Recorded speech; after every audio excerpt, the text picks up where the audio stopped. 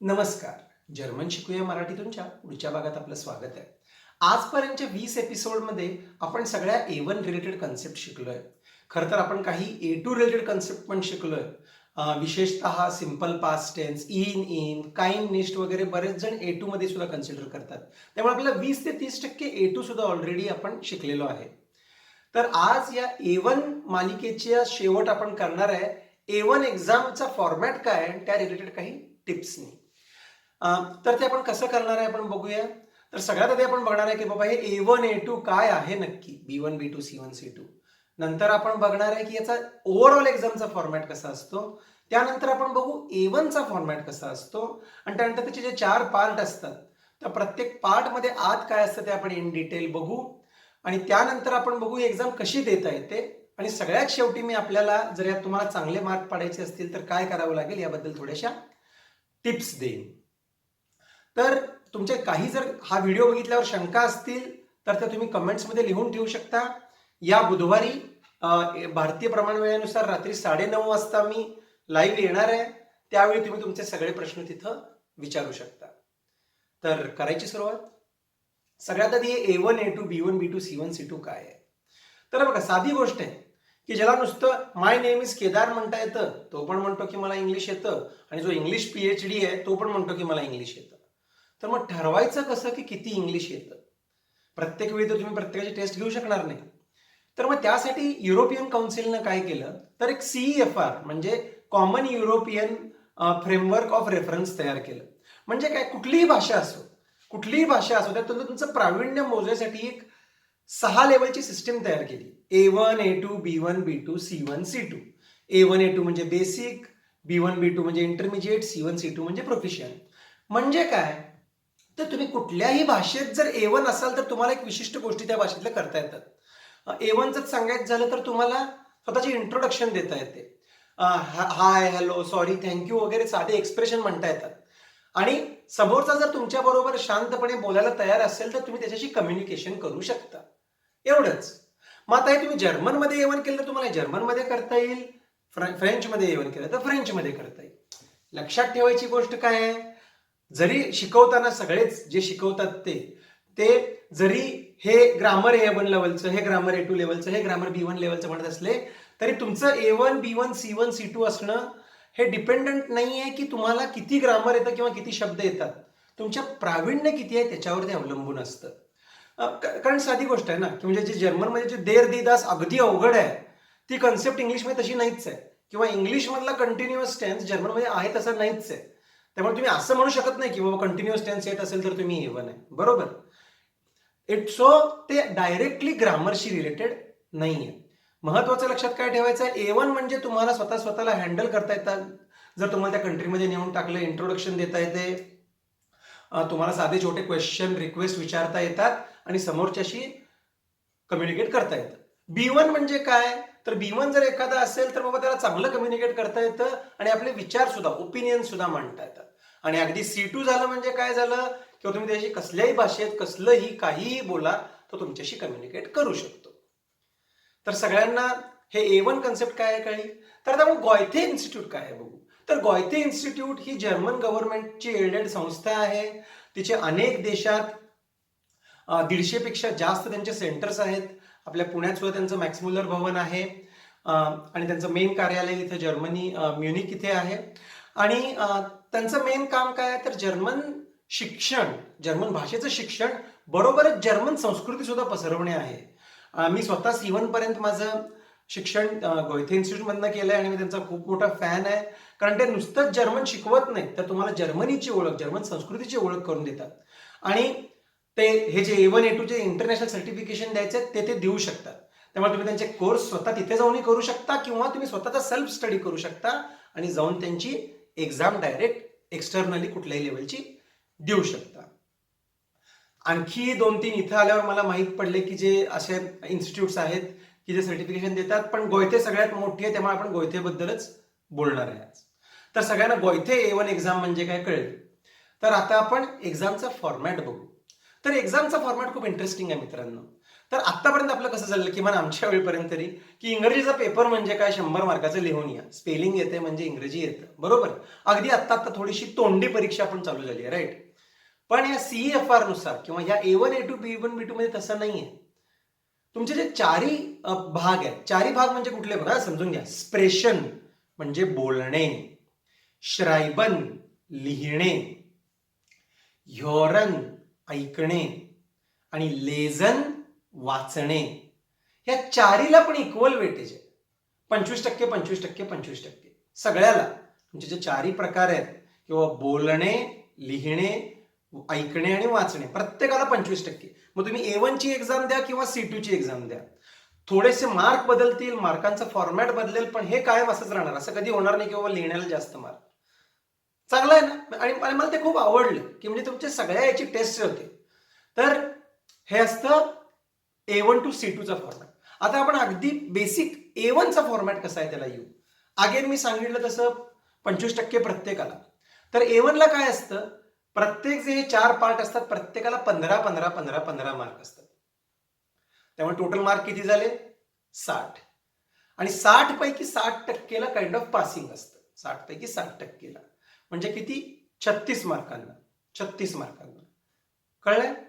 आणि फक्त A1 level पर्यंत एकत्र पासिंग असतं. म्हणजे काय की तुम्हाला सगळे मिळून 36 मार्क पडायला पाहिजेत. प्रत्येकात तुम्हाला 9 मार्क पडायची गरज नाही. म्हणजे थिअरॉटिकली 2 याच्यात 15 पडले, एकात 6 एकात 0 तरी चालणार आहे. तसं होत नाही, काळजी करायचं कारण नाही. कारण मला स्वतःला 96% मार्क होते A1 ला.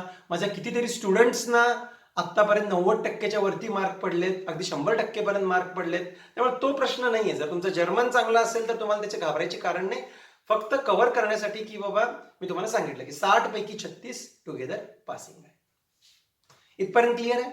तर आता आपण या प्रत्येकाच्या आत जाऊन बघू की त्यात आपल्याला काय काय करायचं आहे.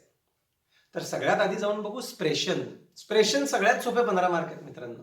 तर सगळ्यात आधी काय आहे, आपल्याला आपली इंट्रोडक्शन द्यायची. ती आपण शिकलोय आपल्या भागांमध्ये. तर त्या इंट्रोडक्शन मध्ये तुम्हाला काय, त्यात तुम्हाला हेल्प व्हावी, तुम्हाला एक असा कागद दिलेला असतो. पण खरं तर त्या कागदाची आपल्याला काही गरज नाही. आपण बोलू शकतो की बाबा माझं नाव केदार आहे, मी इथून आलो वगैरे वगैरे. 5-6 वाक्य बोलायची, 1 मार्क. आणि त्या तुम्ही जी वाक्य बोलले त्यातल्या एका गोष्टीवर ते स्पेलिंग विचारतील, बुकस्टाबियरन. आणखी 1 मार्क. म्हणजे केदार खा ए डे आ एर, केदार, आणखी 1 मार्क. आणि आणखी एखादा नंबर विचारतील, त्याला आणखी 1 मार्क. तुमचा टेलिफोन नंबर काय आहे, तुमचा पिनकोड नंबर काय आहे, 3 मार्क. इंट्रोडक्शन, एक स्पेलिंग, एक नंबर सांगायचा, 3 मार्क. अगदी सोपे आहेत, राईट. पुढच्या भागात 6 मार्कांसाठी काय असते मी तुम्हाला सांगतो. क्वेश्चन आन्सर आपण बघितले, आपण क्वेश्चन आन्सरचा हे बघितलेलं आहे की तुम्हाला एक थीम दिलेली असते. फॉर एक्झाम्पल इथं बघा, एसन und ट्रिंकन म्हणजे काय, खाणे आणि पिणे थीम आहे. आणि एक शब्द दिला असतो ब्रोड, आणि त्या शब्द रिलेटेड तुम्हाला एक प्रश्न करून विचारायचा असतो. सिंपल, तुम्ही काही प्रश्न तयार करा की बाबा तू ब्रेड का खातोस, तू ब्रेड कधी खातोस, काही तयार करा. म्हणजे फॉर एक्झाम्पल मी तयार केला की बाबा 1 एसन झी ब्रोड किंवा 1 इस्ट दू ब्रोड. एवढं करायला 2 मार्क. आणि समोरच्याला त्याचा आन्सर द्यायला इश एस ब्रोट आम मोंटाग, 1 मार्क. हे किती सोपं आहे ना. एक छोटासा प्रश्न, छोटंसं उत्तर, 2 मार्क, 1 मार्क, झाले 3 मार्क. असे 2 राऊंड असतात. मे बी दुसरी थीम असेल स्पीलन किंवा स्पोर्ट.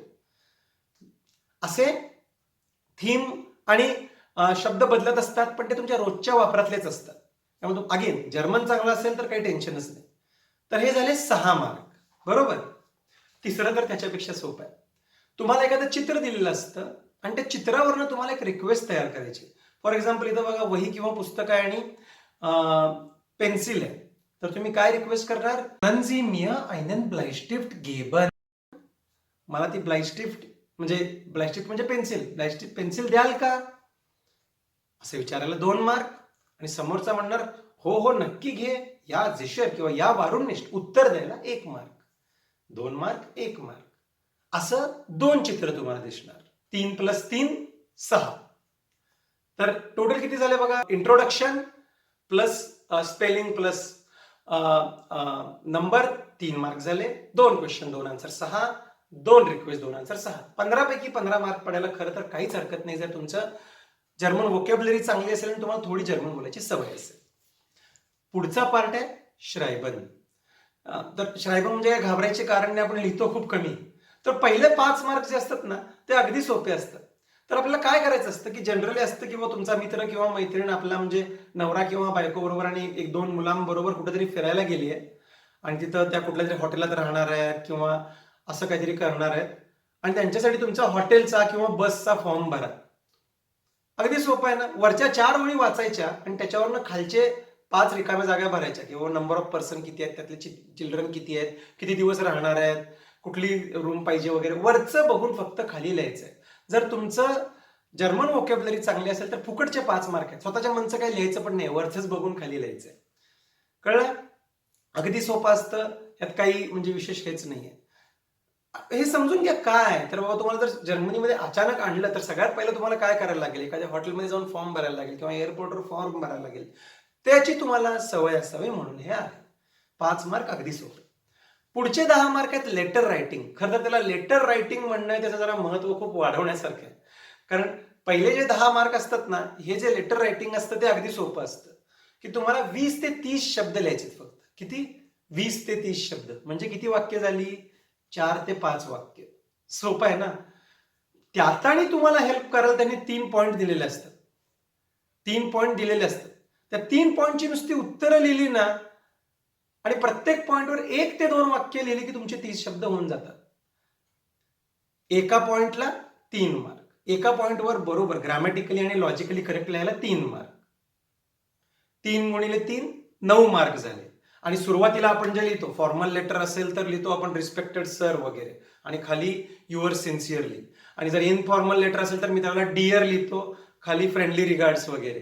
हे लिहायला 1 मार्क. अगदी सोपं आहे ना. फॉर एक्झाम्पल आता इथं बघा लेटर काय आहे की तुम्हाला ड्रेसडनला जायचं आहे आणि टुरिस्ट इन्फॉर्मेशनला लेटर लिहा. आणि काय 3 पॉईंट दिलेत? का लिहिताय तुम्ही की म्हणजे की तुम्हाला इन्फॉर्मेशन द्या की बाबा थिएटर बद्दल वगैरे आणि हॉटेल ऍड्रेस. तर काय लेटर होईल की बाबा माझं नाव केदार जाधव आहे, मी ड्रेसडन मध्ये या तारखेला येणार आहे आणि मला थोडीशी याच्याबद्दल माहिती पाहिजे, तुम्ही द्याल का? आणि मला एखाद्या हॉटेलमध्ये राहायचं आहे, मला तुम्ही एक हॉटेलचे थोडे ऍड्रेस सांगाल का? झालं, युअर्स फेथफुली केदार जाधव, विषय संपला. 10 पैकी 10 मार्क. तुम्ही जर टोटल बघितलं तर श्रायबन म्हणजे लिहिण्यासाठी तुम्हाला स्वतःच्या मनची 4 ते 5 वाक्य लिहायची आहेत फक्त. सोपं आहे ना. आतापर्यंत आपण 30 मार्क बघितले. आता आपण जाऊ ह्योरनला. आता ह्योरन काळजीपूर्वक बघा, कारण हे ह्योरन थोडंसं लोकांना अवघड जातं.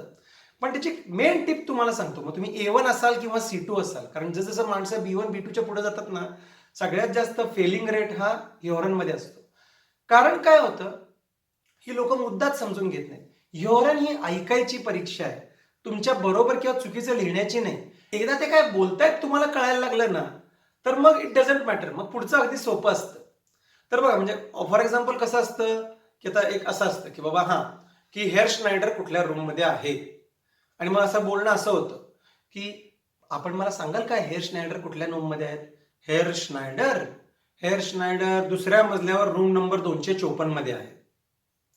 आता खरं तर जर तुम्हाला 2 म्हणजे काय 254 म्हणजे काय बोलता येईल तर अगदी सोपं आहे ना. म्हणजे असंच असतं की बाबा गाडी नंबर 17 प्लॅटफॉर्म नंबर 18च्या जागी प्लॅटफॉर्म नंबर 19 वर येणार आहे.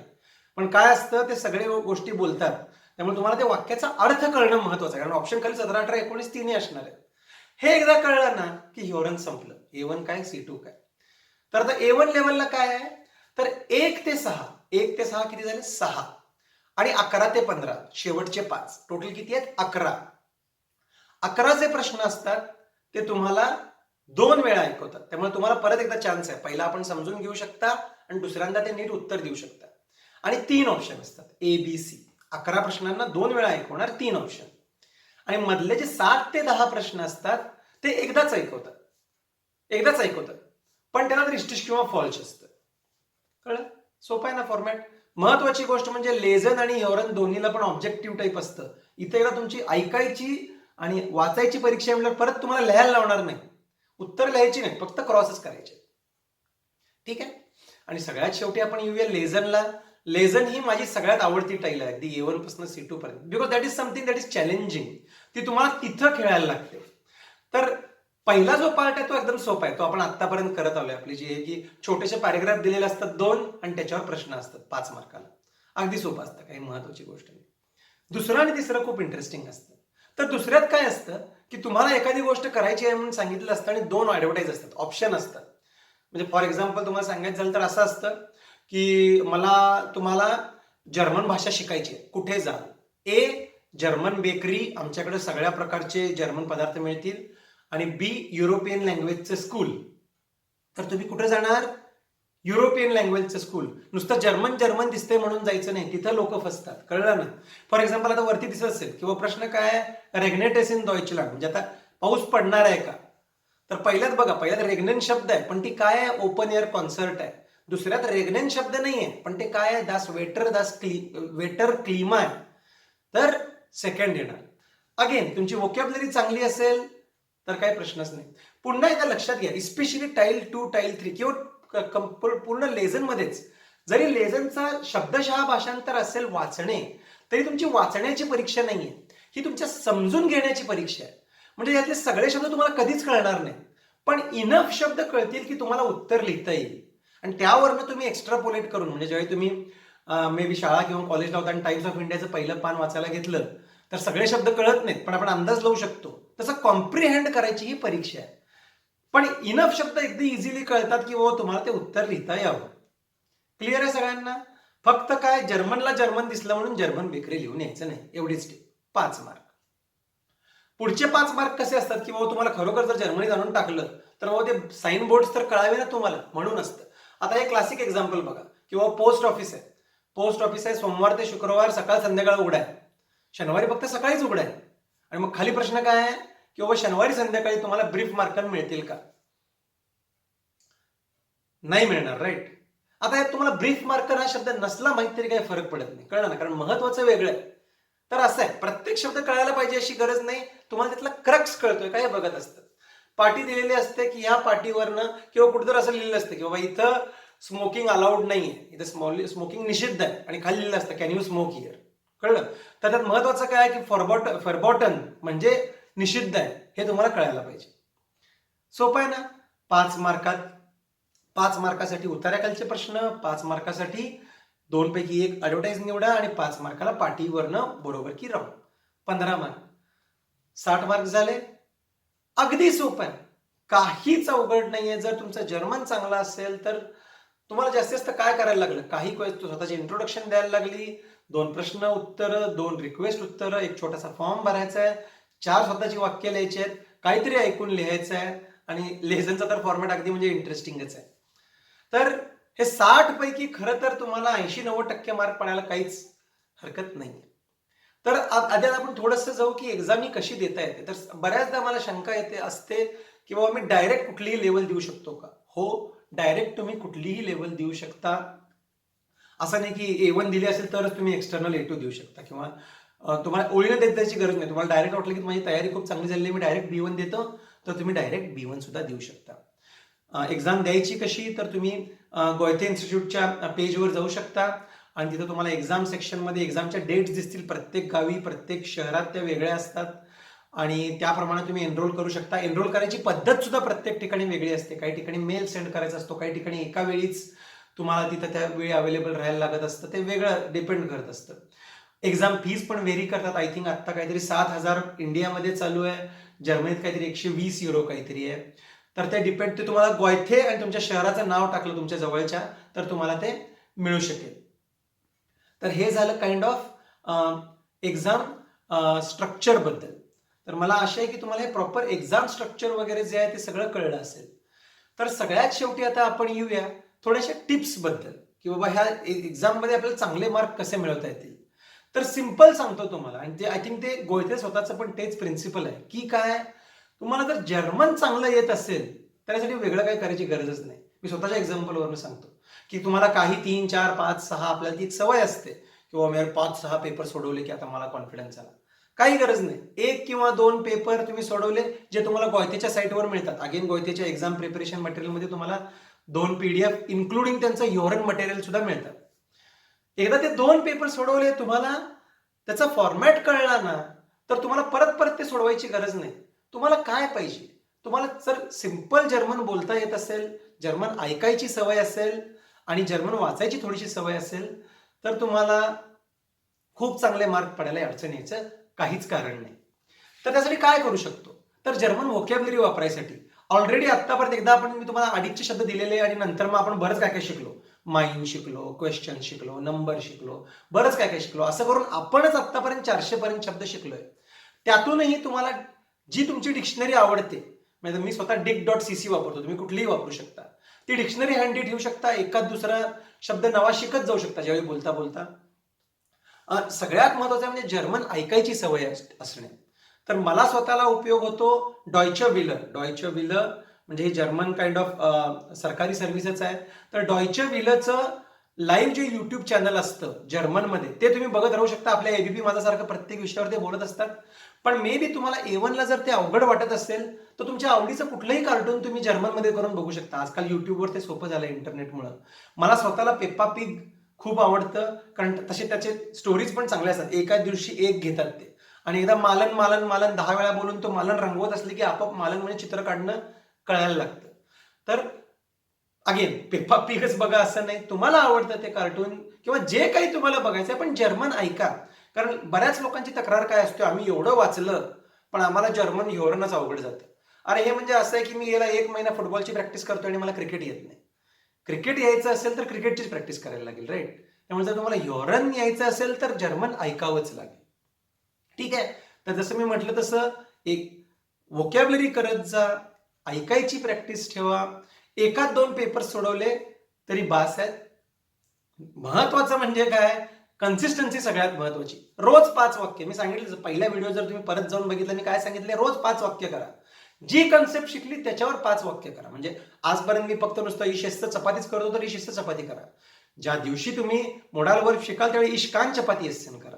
ज्या दिवशी फ्युचर शिकाल त्यावेळी इश वेर्ड चपाती एसन करा. ज्यावेळी क्वेश्चन शिकाल त्यावेळी क्वेश्चन, रिक्वेस्ट असेल त्यावेळी रिक्वेस्ट, पास्ट टेन्स असेल त्यावेळी पास्ट टेन्स. रोज 5 क्वेश्चन करत गेला, रोज फक्त 5 तुम्ही नवीन शब्द शिकत गेला तरी सुद्धा हे काहीच अवघड नाहीये. तर आज आपण बघितलं एक्झामचा फॉर्मॅट इन डिटेलमध्ये आणि काही टिप्स मी तुम्हाला दिल्या. मी स्वतःच्या अनुभवावरून एकच सांगतो, वेगळी एक्झामसाठी तयारी करायला हे काय आपली इंजिनिअरिंगची वगैरे एक्झाम नाहीये. आदल्या दिवशी बसून रट्टा मारून तुम्ही त्यात फारसा काही फरक पडू शकत नाही. जर तुमचं स्वतःला जर्मन भाषा तुम्हाला चांगली येत असेल, त्या लेवलची जर तुम्हाला येत असेल तर त्या लेवलला, मग ती A1 असो, B1 असो, C2 असो, वेगळा अभ्यास करायची काहीच फारशी गरज नाहीये. येस, थोडंसं आपण बरोबर आहे की आदल्या दिवशी एक्सप्रेशनची थोडीशी प्रॅक्टिस करून जाऊ. ज्यावेळी तुम्ही B1 C2 ला असाल त्यावेळी थोड्याशा थीम्स बघून जाल. पण ते सगळं सेकंडरी आहे. महत्वाचं काय आहे की तुम्हाला तुमचं जर्मन त्या लेवलसाठी चांगलं येत असणं. मला आशा आहे की तुम्हाला हा व्हिडिओ आवडला असेल. तुमच्या काहीही शंका असतील तर तुम्ही खाली कमेंट बॉक्समध्ये लिहा. या बुधवारी मी सांगितलं तसं रात्री 9:30 वाजता भारतीय वेळेनुसार लाईव्ह येणार आहे. मी ते सगळ्यांची उत्तर द्यायचा प्रयत्न करेन. धन्यवाद.